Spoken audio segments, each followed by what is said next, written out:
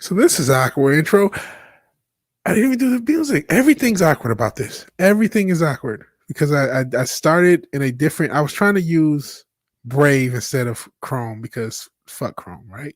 Fuck Google, fuck Chrome, and I couldn't hear myself. I couldn't hear the intro, and now you get to see.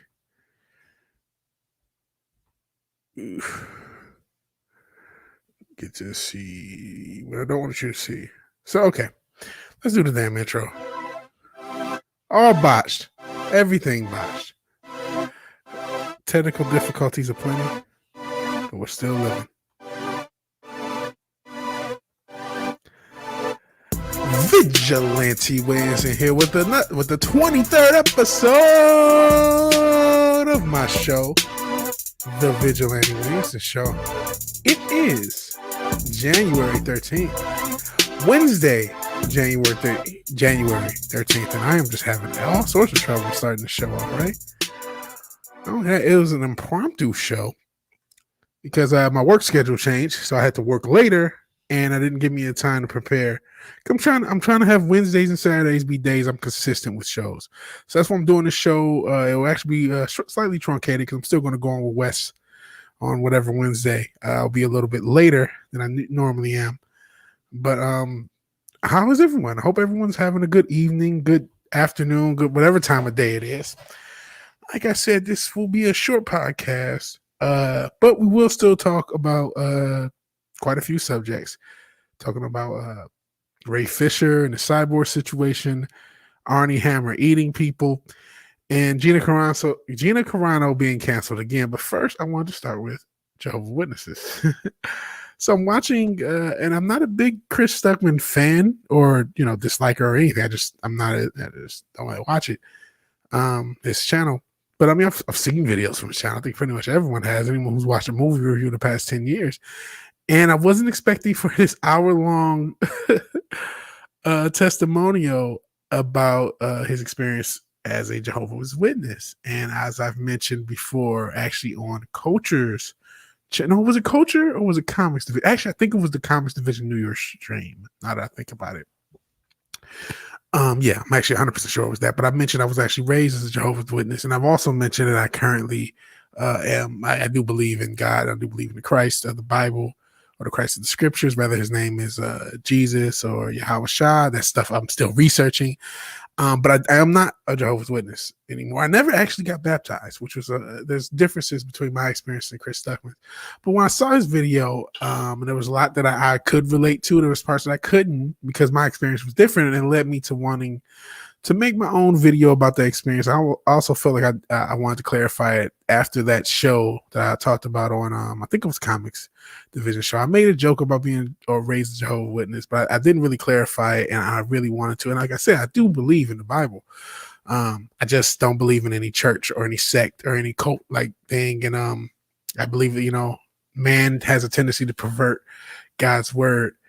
And so I just thought that was a really interesting thing. So I'm pretty sure I'm going to make my own video with my own experiences. One thing I'm not sure about as far as that video is should I include references to Chris Stuckman's, because I don't want to be seen as like trying to piggyback off of his material, even though his video is a lot of the inspiration behind me making my own video. I did want to mention something about since I have talked about believing in God and believing in a higher power. I did want to mention that in a future episode, but as far as making a video, it wasn't something that I wanted to do as far as a full video. Hey, Mirrorsphere Origins. Hell, man, I'm the same. My parents are pastors. I haven't been to a church in almost 6 years. Yeah, I do absolutely believe in the Bible. Believe it or not. And it took a long time. It was not the whole time. I was raised as a Jehovah's Witness. Never got baptized. So I think that's why my experiences are different. But yeah, same thing, Mirrorsphere. Believe in God in the Bible, but lost faith in the church. And you're not the only one. And I think a lot of people have. And I think that's experience a lot of people share. So I'm probably going to make a video at some point. Since you're here, do you think I should reference Chris Stuckman's video if and when I do my own video? That's the real thing I'm not sure about. because I wanted to give my experiences and differences, because there's just some things that, and the differences are really because of how we were. I don't know what the right word. We were more casual Jehovah's Witnesses, so it wasn't as bad as poor Stuckman. But I do know of people who've had experiences like his. Yeah, up to you. Yeah, I don't know. Do you think it comes off as cheesy? I don't want to come off as like, oh, you're trying to piggyback off of his shit. Like, I don't like doing that. So I'm still debating that. But if you, I don't know if that it comes off as cheesy. So that's something I kind of wanted to talk about. I will do a video to some extent, just kind of explaining my faith and how that whole thing went. And I probably will use some of his experience. So maybe I will. Yeah, yeah. I think I could just go ahead with my own experience, and that'll probably be enough.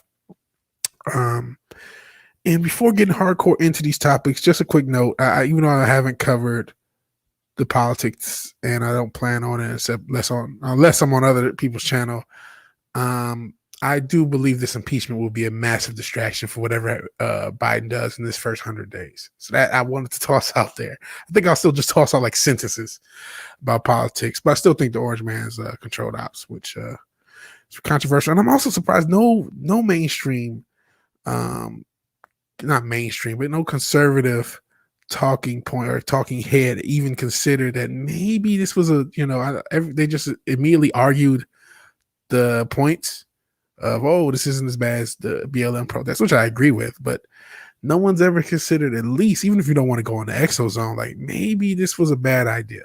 Like maybe the Orange Man set his people up to look bad. Even if you don't believe it's the exozone, at least acknowledge that. And I haven't really seen that. It's just been immediately arguing the points, which is a little upsetting, because I think as bad as it may sound, I think the right would do a lot better to decentralize itself and stop focusing on the federal government and start focusing on local governments in general. But that is neither here nor there. Let me see what Merisphere says before we get hardcore into these topics. Yeah, I left when the elders of the church took out a loan to build an expansion on the church, and then when they couldn't pay the bill, tried to go behind the pastor back because they didn't want to pay him. Yeah, that's fucked up. There's all sorts of, it doesn't matter the type of church or whatever. There's always some shady shit. It's always somebody who wants to do something shady. Yeah, that's messed up. That's messed up. All right, let's get into, speaking of messed up, quite a few messed up topics to talk about. Well, I guess this isn't messed up because Jon Favreau was rumored to be protecting the Mandalorian actor Gina Carano from being fired. So that's not messed up. It's good that he's protecting her. It's messed up that she needs protection. It's sort of ridiculous. But a new rumor claims that the Mandalorian executive producer Jon Favreau is protecting actress Gina Carano from others inside Lucasfilm who want her fired, which is stupid. And she's one of the most popular people on the planet. This new rumor comes from WDW Pro at Pirates and Princesses and follows months of Twitter activists and even Lucasfilm employees targeting Carano. All started back in August when she posted this anti-Nazi photo. It's this guy who's not saluting at this Nazi rally, and Twitter does not understand nuance, so they freaked out. And this is very ironic now, right? Because they kept telling her to say ACAB, please, or all cops are bastard, which, the left is not a fan of right at this moment. But they kept saying she was racist for not saying all cops are bastards. And she doubled down. She said, in my experience, screaming at someone that they are racist when they are indeed not a racist in any post and or research you do will show those exact facts.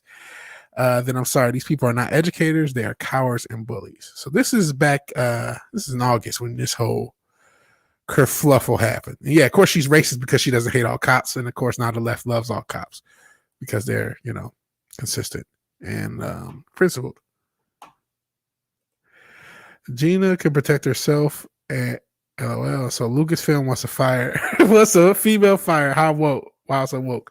Yeah, very woke. Very female centric. Well, listen, look what they did It's funny that they're so woke. They've ruined minority and female actresses' lives and careers. They've ruined Finn, John Boyega's life. They ruined Daisy Ridley's life. She wasn't able to get any acting roles or actress roles for a while after that. They've ruined Kelly Marie Tran's life.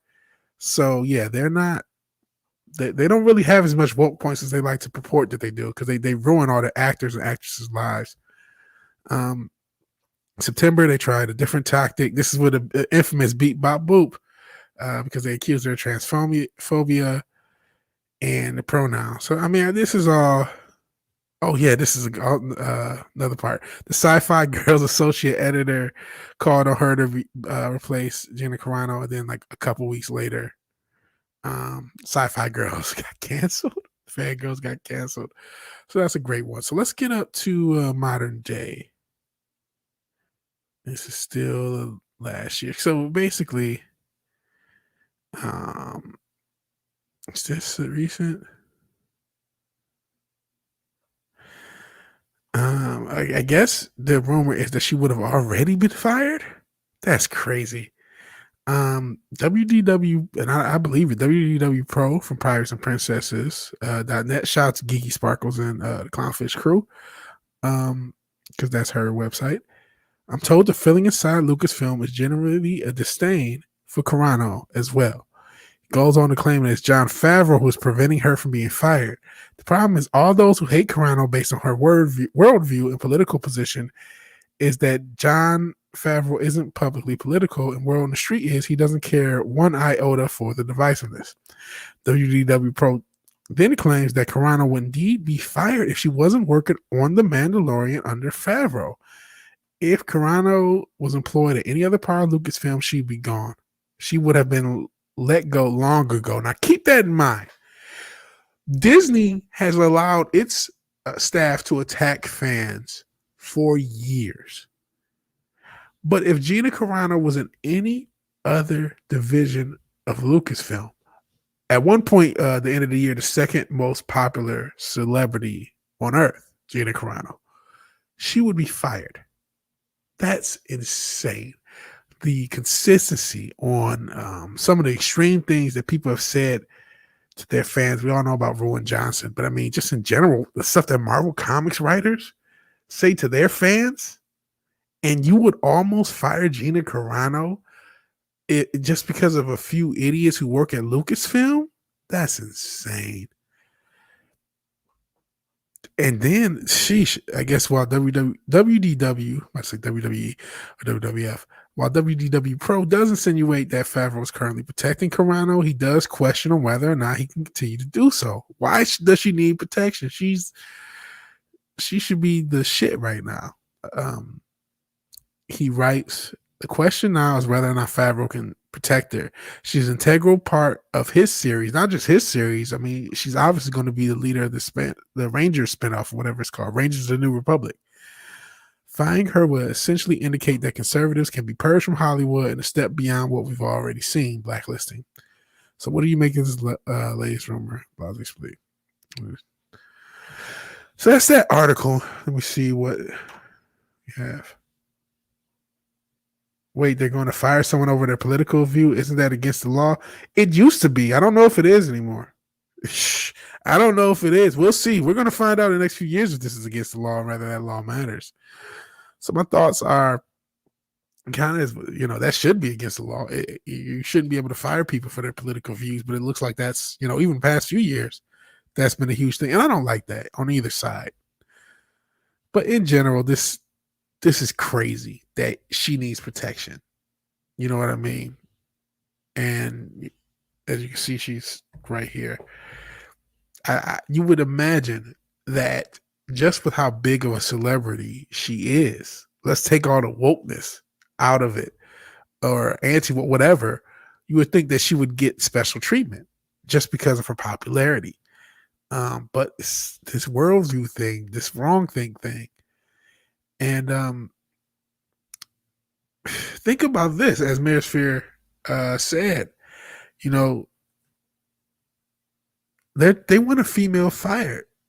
And I'm of the opinion that a lot of the leftists and the feminists, they don't really want strong females. They really don't want strong-willed people at all, because strong-willed people tend to resist bullshit, and the left lives on bullshit, or leftists. I don't even know if it's the left, because who knows what these political paradigms? Who knows if they're still right or left? It's just insanity nowadays. So speaking of insanity, this motherfucker is eating motherfuckers. Arne Hammer allegedly admits to being 100% a cannibal and brags of violent sexual encounters and newly leaked messages. Let's get into the last. Lucasfilm and the left hate strong, free-thinking women. Yes, they absolutely do. Because when you listen, if you want a strong, independent female, you have to realize that strong, independent people do not think like you do all the time, and they are going to express themselves. So that is the consequence. If you want someone who's strong and independent, you're going to have to deal with people who don't agree with you. But here we go with this motherfucker, Arne Hammer, is eating motherfuckers. So I shout out. I'm sure his next girlfriend is not going to ask to get her yaya ate, because he's going to take a bite out of crying if he does. Arne Hammer admits to being 100% a cannibal, brags of violent sexual encounters in newly leaked messages. Author's note and Vigilante's note. This article contains extreme descriptions of violent sexual activity, not including but limited to bodily injury and sexual assault. Jesus Christ. A newly leaked set of direct messages alleged to have been exchanged between the actor Arne Hammer and a number of unidentified women purport to show the Death on a Nile star admitting to being a cannibal and bragging of subjugating his partners to violent sexual assault. So before I really get into this, I do want to say this. When it comes to any allegations, these are all alleged, and I'm not really going to I'm going to crack my jokes, but I don't want to take sides because, when you're a celebrity, anybody can come up and make up anything about you. So that should be taken. Everything I say about Arne Hammer for this article and this segment needs to be taken with a grain of salt in that context, that all of this could be false. And so, let the process play out as far as verifying this, because you can make something up. People make shit up all the time. So in the messages, which were originally sent and subsequently leaked to the public by the now private Instagram account House of Effie, Hammer can be read discussing his BDSM-esque fantasies with numerous women through his own personal Instagram account. You live just to obey and be my slave. I will own you. Will you come to be my property till you die? Hammer allegedly asked in one message. I want to cut off your toes and keep it with me in my pocket, so I always have a piece of you in my possession. And the actual messages, you live to obey me. You live to obey and be my slave. I will own you. That's my soul, my brain, my spirit, my body. Property in this till I basically shit I just read. Shockingly, Hammer's request to sever a toe would be the least concerning of his leaked direct messages, as additional leaks show the actor openly admitting to be 100% a cannibal. This is creepy shit. Think of holding your heart in my hand and controlling it when it beats. I'm 100% a cannibal, reads one set of messages. I never admitted that before. I cut the heart out of a living animal and eating it while it was still warm. Oh my God. Oh, you nasty motherfucker, you. Oh my God. Illuminati confirmed. That's some wacky shit. Holy crap, that is crazy. Yeah, sweet Christ. Oh God. Oh my God. Look at this. Jesus. Yeah, if you're his girlfriend, do not let him go down because he's taking it on you, because he will take a bite out of crime. This is gross. God, I guess I'm going to read this shit. Oh my God. Fuck me. That made me so aroused, and it makes me confused as to say, why is that even possible? So aroused. Thinking of holding your heart in my hand and controlling it when it beats, I'm 100% a cannibal. I want to eat you. Fuck, that's scary to admit. B, I've never admitted that before. I've cut the heart of a living animal out and eaten it while it's warm. So anyone who freaks out when I say some exozone shit, when I say some Illuminati shit, motherfucker, that is Illuminati like cultic sacrificial bullshit. So like the idea that it's crazy. Anytime you go into exozone, no, because Arnie Hammer's cut out a fucking animal's heart and eaten it while it was still warm. That is sick, nasty shit. Wait, animal heart, not so bad as human hearts. Indians did that part. Yeah, I know the Mayans did that, and different tribes did that. But I mean, listen, if what's to be believed about if what's to be believed about the underworld and the underbelly of Hollywood is true, they do human hearts as well. And apparently, I didn't see this article. Let me just click on the next tab. I remember when he was supposed to be a Batman. This was a while ago, but apparently, I don't want to agree into it. Apparently, straight white maleness is threatening. You know what's threatening, Arnie Hammer? You trying to eat a bitch's heart. That's fucking threatening. And another Hammer tells a woman he wants to brand you, tattoo you, mark you, shave your head, and keep your hair with me. Holy shit. This guy's nuts. Cut off a piece of your skin and make you cook it for me? Fuck me. I hope this is all made up. I hope there's a sick motherfucker who made this shit up, but it's just too much. The actor did know that he would hypothetically win a contest at whose slave-master relationship is strongest if she followed his commands to slit your wrist and... I can't read that last part. You're going to have to read that part on your own. Fuck me. For fuck's sake. Woo! This is a brutal one. This is a brutal one, ladies and gentlemen. Yeah, who the hell is he? He's an actor? I've heard of him. Who the hell is this guy? I've heard of him. Yeah, what the it's more. They believe you took the power of the spirit of the animal you hurt by eating your heart raw. Yeah. Yeah, that's crazy. Oh my God. This is wild. This is fucking wild. Whoa. Just look at, I can't even read this shit. Look at these messages. I'm going to blank thinking about breaking your bones. Talk to me, text me, tell me about breaking your bones while great. Oh my God. Look at this shit. Look at this. Look at these messages. His blanket's in your hand. I'm thinking of breaking your ribs. Oh my God. Jesus Christ. I don't follow these weirdos either, man. Yeah, I keep the... Oh my God. This got to be a hack. If this is real, this guy needs to be locked up. Yeah, he has to go. You got to go. Well, I don't follow these weirdos either. And this is actually a story I did not pre-read. I just saw the link or saw like a video thumbnail. Didn't even watch the video. Said, I'm just going to cover this story. Holy shit, should I not have? Maybe it'll make a good video when I clip this out. But just look at this shit. An escalation of fantasies. Hammer recalled committing outright grape against his partners and seemingly indulging in a mystery and taking delight in the distress. Jesus Christ. You're going to have to read this shit. Because every time, look at this, every time I blank someone in the blank, since the only way I can blank is if I pretend I'm blanking you in the blank. I mean, this is unreal. Unreal. Yes. Well, that's not an ideal thing. Sorry, man. Yeah, I mean, I'm hoping that this pain of reading this shit, that I at least get views. Holy smokes. And this guy apparently is always talking about white privilege. Dude, get your shit straight.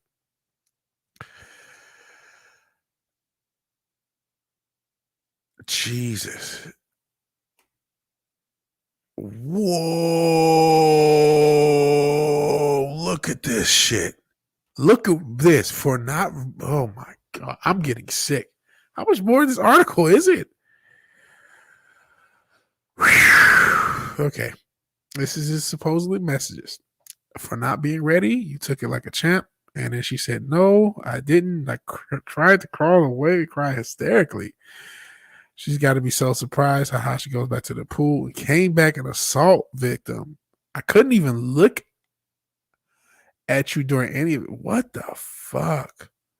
Look at this shit. Okay. I think we get the fucking point. This guy is sick as fuck. These are the sick fuckers in Hollywood who are always talking shit to us. These motherfuckers. Throughout this article, you see links to previous article. He's banging on about white privilege. Stop raping women, you sick fuck. Put this motherfucker in jail. Put this motherfucker in jail. If that shit is true, a crime was committed, he needs to go to jail. This is disgusting shit. Holy shit. I thought I'm going to not cover politics to keep my stress level down. I won't have to worry about this crazy shit. I'm not going to cover this impeachment. I'm just going to cover entertainment news. I'll be saying, nope. Fucking psychopathic rapist. First episode outside of politics, psychopathic rapist actor. Fuck me. Well, they called Weinstein a guy before he got taken down and then blamed all the men for their shit. They absolutely did. Rapists do not do well in jail. Yeah, I do not think they do. Yeah, they absolutely did. They are the ones who got it up Weinstein, still got up Woody Allen and Roman Polanski, but have totally forgot about Stanley Kubrick. I wonder why. I wonder if his movie was a documentary. But this type of shit makes you think it is. This is some beyond eyes wide shut shit. And I want to see if charges are going to get brought up. He needs at least an investigation. There could be a sick motherfucker that hacked him. That's always when you talk about celebrities, you do have to keep that in mind. Hacks are possible. People, alleging false allegations are possible. So, with a grain of salt. But for fuck's sake, if what I read is anywhere in the realm of true, this motherfucker needs to go to jail for a long time because he is the motherfucker that we have this whole Me Too bullshit because of motherfuckers like that. The one or two motherfuckers who are out of their fucking mind, literally eating motherfuckers. Those are the motherfuckers that's supposed to represent. Man, get the fuck out of here. It's a fucking strong. So hopefully none of this shit is true. Hopefully some kid hacked him and it's just crazy. But otherwise, this guy got to go to jail, man. That's sick. That's sick. I did not expect that. I did not expect that. All right, see you, man. Oh, no, you're just talking to him. See you later. Gotta go. Might be getting on the West. Yeah, I'm going to be getting on West, too. This show is not going to be that long. The show's not going to be that long. We only got 2 more stories and then the ending story where I like to do some good news. They are social betters. They sure as shit think so. They sure as shit are the quickest motherfuckers to tell us how to live, and they don't know what the fuck they're talking about. They're the ones doing this crazy shit. They do the craziest shit on earth. The craziest stories I've ever heard are fucking celebrity stories, man. All right. So this is another story I wanted to talk about. I don't know how the fuck I'm going to recover. Jesus Christ, I'm traumatized for that shit. This is a story I want to talk about because I'm slightly mixed on this. Slightly. Cyborg actor Ray Fisher claims he's been fired from The Flash and insinuates Jeff Johns, a Detroit guy, I believe, is a racist. Cyborg actor Ray Fisher claims that Warner Brothers has fired him from the Flash movies, which is not entirely true because I actually covered some of this on the Brave and the Bold over the weekend with Slash McSplitter and with Fenrir the Ice Wolf, so you can always check that out. But Fisher, who plays Cyborg in Justice League, made the claim in a recent post on social media. On Twitter, he shared 2 images featuring a letter that wrote, I receive official confirmation that Warner Bros. Pictures has decided to remove me from the cast of The Flash. I strongly disagree with this decision, but it is one that is unsurprising. Despite the misconceptions, Cyborg's involvement with The Flash was much larger than a cameo. While I do mourn the lost opportunity to bring Victor Stone back to the screen, Bringing awareness of the actions of Walter Hamada will prove much more to be a bigger contribution to our world. So before getting into this, firstly, if they're doing the Flashpoint storyline or something that involves the Flashpoint, Cyborg does have to be involved. Cyborg does have to be involved. Am I Kelly? Okay, cool, man. I'm glad you're entertained, TJ Rowe. Hey, that shows growth for this podcast in the future. So Fisher claims he's been removed to the Flash and goes on to reiterate his claim from December that this is the thing. He claimed that he got removed, but he said that in December he will not work on any production associated with Walter Hamada, and talks about why. And then talk about the investigation and a lot of this stuff I've talked about. This is the whole letter. He has this long letter.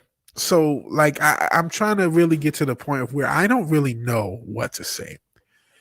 Because throughout this long letter, there's no receipt, there's no claim, there's no, let me see. Yeah, it's stuff from 2020. But it's like the actual incident is, I'm sorry to ramble a little bit because I'm trying to figure things out. The issues with this is from the jump, it's always been suspicious, Ray Fisher. Because Walter Hamada, as I've covered in the previous episode, was not the head of DC Films when Justice League was originally filmed. He wasn't the head until 2018, and the movie already came out in 2017, so the filming obviously took before then. So Walter Hamada was not involved with the Justice League filming, so his anger at Walter Hamada makes no sense. And even in this letter, he's referencing things from 2020 and his issues with speaking with Walter Hamada and DC staff and their investigation. So it seems to me like his issues with Walter Hamada are basically from not being heard. My issue I have issues with either side. My issue with totally discounting Ray Fisher, which a lot of people have, is that Joss Whedon is a dick. Walter Hamada, even though he was not involved with that movie being made, by all the, and we're going to get into one more story with DC, by all of the reports, DC's a fucking mess. Outside of this situation, everything changes there. So there's like this air of disorganization, this air of skeeziness. And as TJ Rowe, yes, he is the same guy that got Joss Whedon fired. And that's what also makes it weird. Joss Whedon did lose his spot for, I can't remember the name of the show that he was working on. So it's like, there's some skeeziness. There was a story, we had a receipt for Gal Gadot where the scene where the Flash is lying on top of her, she refused to do it, and she refused to do it. She got out of doing it. Despite whatever Joss Whedon said to her, she said no. And I don't have the quote, but it was almost like she took a shot at how Ray Fisher was handling it, because she mentioned that she handled it in private. And, I don't think it's felt to me like Ray Fisher is just wanting attention, that he's talking about blatant racism, but like this letter is all about stuff that happened last year when his initial complaint was about something that happened in 2017. It just seems like everything he's trying to do is leverage the public relations about, of this situation. And it doesn't mean that nothing happened. Because again, Joss Whedon is a dick. But everything this is about he's using this, I'm standing up to racism. I'm standing up to racism. I'm hopefully both the quote fingers are in the shot. But it's like, are you, or are you trying to use the wave of racial justice and social justice for publicity? And now I think he's in a spot where he can't go back. He's way too far gone. So he's just going down this line because he cannot go back. But if you look at this letter, and maybe, I will read the whole letter. But it looks like everything is about how they handled the investigation. And another criticism I will allow on DC, it is pretty awkward for you to investigate yourself. And maybe that criticism should also go to Ray Fisher himself, because um, he should have, if he was so passionate about this investigation, hired his own investigation. Maybe he just needs a hug. Man, there's a lot of these guys, these revolutionary types, man. A lot of them need hugs. There's a comedian, an Indian comedian, he had a joke talking about all the revolutionary black kids that he went to school with who exclusively dated white people. It's like, a lot of these people just want hugs, and it's weird. But I'm not going to get into that part. I'll get into his letter. I've received official confirmation that Warner Brothers Pictures have decided to remove me from the cast of Flash. Not quite right. He said he would step down from any Walter Hamada production, but that's neither here nor there. I strongly disagree with this decision, but it's one that's unsurprising. Despite the misconceptions, Cyborg's involvement in The Flash was to be much larger than a cameo, something I do believe, because he should be a bigger part of the Flashpoint storyline. While I do mourn the opportunity to bring Victor Stone back to the screen, bringing awareness to the actions of Walter Hamada will prove to be a much more important contribution to our world. These people are so full of themselves. So this is a contribution to our world to get rid of Walter Hamada, a guy who was not involved with the production of the first Justice League movie. On December 30th, 2020, I made it clear that I cannot, with a clear conscience, participate in any production associated with the current president of DC Films, Walter Hamada. So this is going back. This is him. What you would call it? Like literally within paragraphs, contradicting himself. He said DC, Warner Brothers made the decision, but he also says he made it clear that he cannot participate in any production associated. You know, this is too much shit. I'm not reading through all this shit. I'm not, because I want to get on with Wes. This is a lot of bullshit, man. That's just the only thing I see. I see somebody who's trying to use the wave of, and yeah, you must reach a point where you simply take a stand, sure. And he's using like Mammy Till Mobley. This is a guy who's trying to use the wave of racism. And I want to give him the benefit of the doubt, because I don't want to be seen as like shitting on somebody when there's something, you know, there's something to be said about a company investigating themselves. There's something to be said about a guy like Joss Whedon who has a track record. But god damn it, this guy doesn't have a fucking receipt to first. And he's literally complaining about their investigation. This letter, as I skimmed through it, is mainly complaining about their investigation last year and not even complaining about what happened in 2017, which we still do not know what happened. We still have no story. If this letter would have had a detailed story of what happened that could be corroborated, I would feel so much differently about this story. But as it stands, I just see a guy who's trying to ride away for clout. I see a guy who's trying to ride away for clout. He is a drama queen. That's exactly what he is. He's a drama queen. He's a guy riding away for clout. And I want to, you know, I really want, not that I want him to be right or whatever, but I don't want to bash this guy. You know, this is his first major movie. I do know that he was supposedly to have a bigger part in the original, or supposed to have a bigger part in the original Justice League that Zack Snyder was to direct, and now we have a Snyder cut. And that part got lost. So I understand why he might be upset. But he just seems like a guy's riding a wave, and I hope I'm wrong, you know. And if I am wrong, I want, you know, the truth to come out. But we need to know what even happened. I've yet to hear him say, and unless I missed it when I skimmed through, I've yet to see him even say what happened. Racism happened. What act happened? What things happened? What events happened? Please, I'm begging you for a receipt, sir. Any receipt will do. All right. But, you know, as I mentioned, DC is a mess. Warner Brothers is a mess. So that's why it's not completely plausible. So this is a rumor.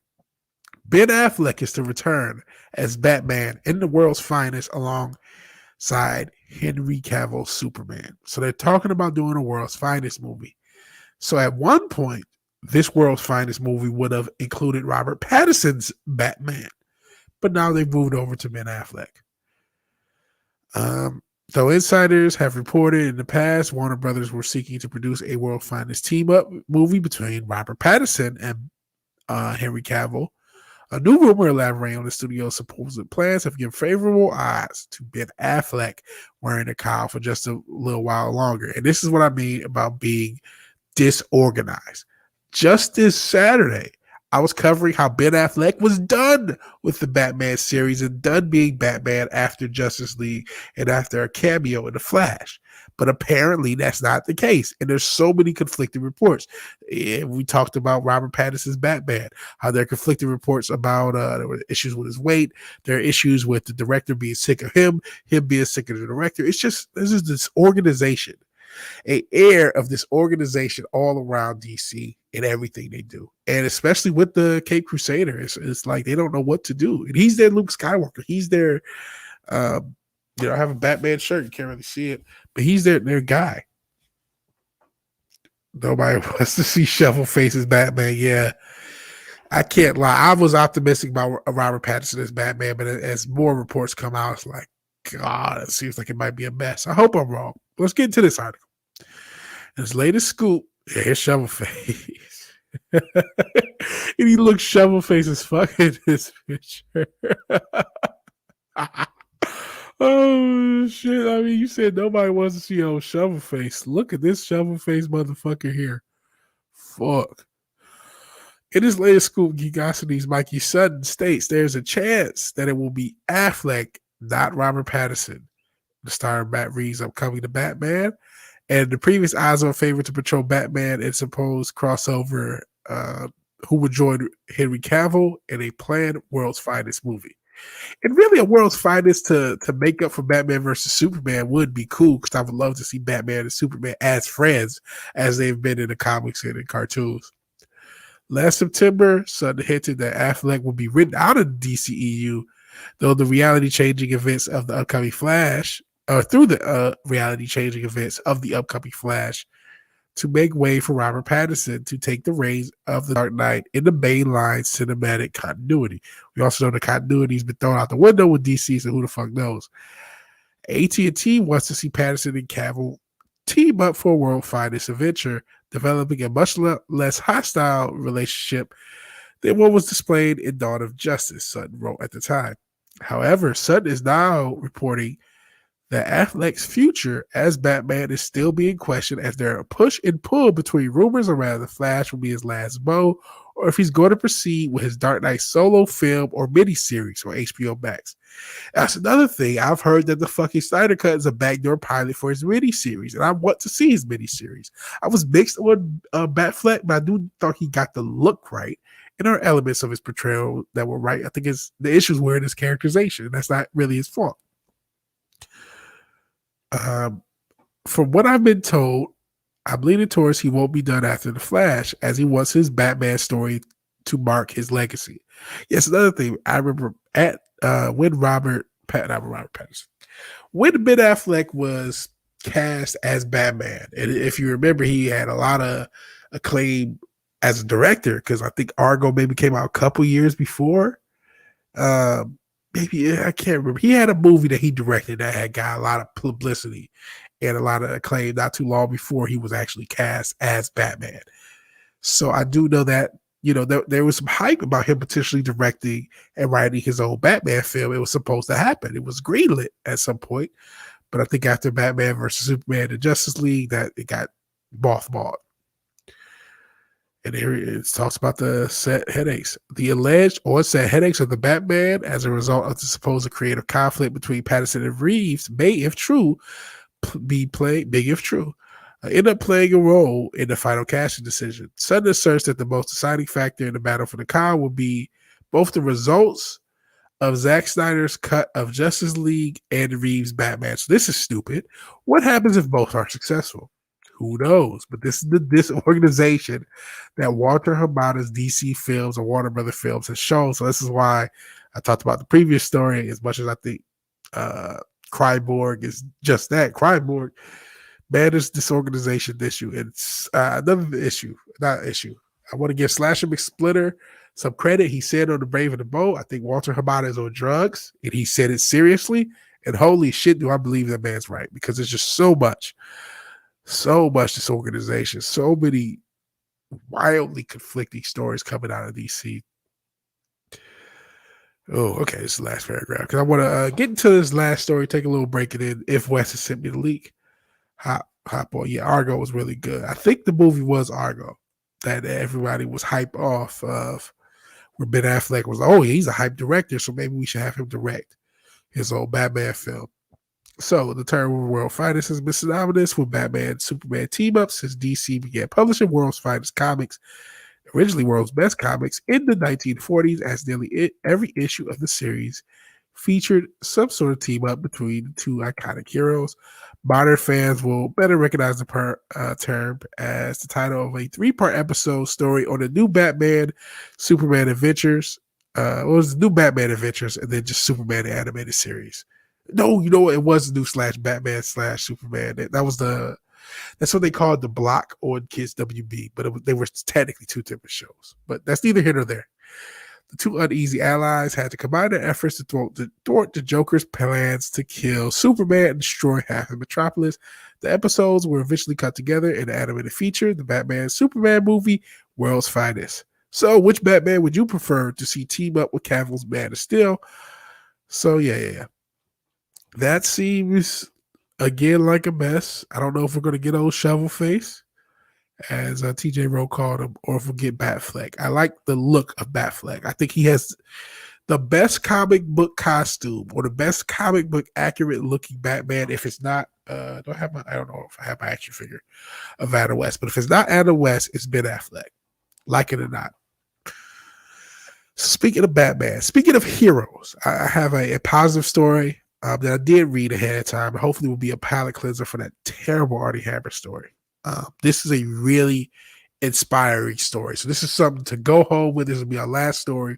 We're going to go home with something negative, and then maybe you could find me on Wes Moody's channel. We'll see. Father with terminal cancer competes in an Ironman triathlon to inspire his 7-year-old daughter, but they may have the age wrong or one of the numbers wrong in the article of when she was born, but I digress. Jay Hewitt completed the Ironman triathlon in under 14 hours despite having gone through 2 brain surgeries, 30 radiation sessions, and a year of chemo. His inspiration, his 7-year-old daughter, who's named Hero. Hewitt, 39, said he first saw the Ironman race on TV in 1989, recalled thinking to himself they must be superhuman. It never crossed his mind that he could do something like that. And this is where I think that there might be an issue with the age. After his daughter's birth, they say 2015, for her to be 7, she had to be born in 2014 at least, because it's 2021. Or she's 6. So I'm not sure which is incorrect with the article. So, but I digress. After his daughter's birth, the memory of seeing the competition popped into his mind. He would decide he would want to compete in an Ironman when she was around 10 years old to show his daughter that she could do anything she sets her mind to. Then in 2018, when Hero was around 3 years old, Hewitt was diagnosed with terminal brain cancer, and so he had to start training earlier than he had planned. My first day of radiotherapy and chemotherapy in August of 2019, was the first day I started my Ironman training. Wow.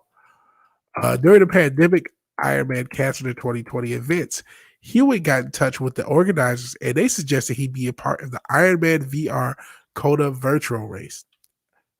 I was able to design my own course in my hometown and plot the finishing line so it was right in front of my garage, which I knew would give me a sense of coming home that would drive me throughout. That's pretty cool. So he took advantage of the if you look at what he did, by no means did he slack on the Ironman criteria. On October 9th, Hewitt started in Newport Beach's Back Bay with a 2-mile swim. He then biked 112 miles before the final 26.2 mile run.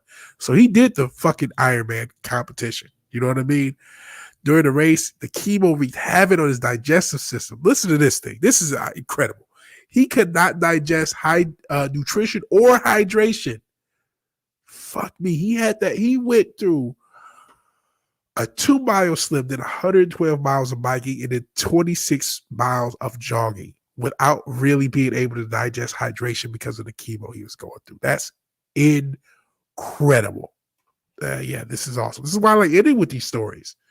you hear all this crazy shit and you get to end with something that's like, yes, this is the human condition at its finest. Not only is he inspiring his daughter, he's inspiring anyone who hears the story. This is why I'm doing this story. It's incredible. Incredible, especially when you throw in the fact that because of the radiation, he couldn't even really digest hydration. That's incredible. When he came around the corner to the finish line after 13 hours and 40 minutes, there were hundreds of people cheering him on. Iron Man even constructed an authentic finish line for him to finish at his house. That's nice of them. Hewitt said seeing his daughter made everything worth it. I'm getting chills reading this story. This is my daughter and my wife were holding the tape. So I just zeroed in on them thinking I'm coming home. I didn't have much energy, but I gave my wife a kiss, handed my wife and daughter flowers, and got down on my knees to say, "Hero, if you can do it, you can do it. Dream big and never give up hope." I got to tell her that, and it's really hard for me, but I had that thought about coming home to her, and she had given me the strength to finish. So yeah, that story is unreal. This is an unreal story to win. Shout out to Jay Hewitt. Shout out to Hero Hewitt and his whole family. In my prayers, I really hope he can overcome. I know they say it's terminal. Him being able to complete this race is in and of itself a miracle. I believe in miracles. Yeah, geez, like that. That's why I read this story, because it makes you think, okay, I'm slacking as a human, because if this guy can do that Iron Man race, going through chemo, I know I can do more for myself. So hopefully you're inspired just like I am. That was a really cool story to end this podcast, which had us share craziness.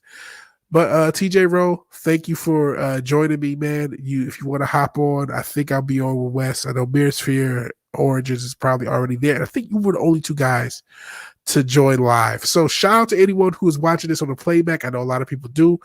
If you like the video, please like the video. If you're so obliged to share, subscribe, please do. I'm at 144 subscribers, speaking of religion. And even if you do none of these things, thank you for watching and thank you for your time. God bless, and have a good night, everybody.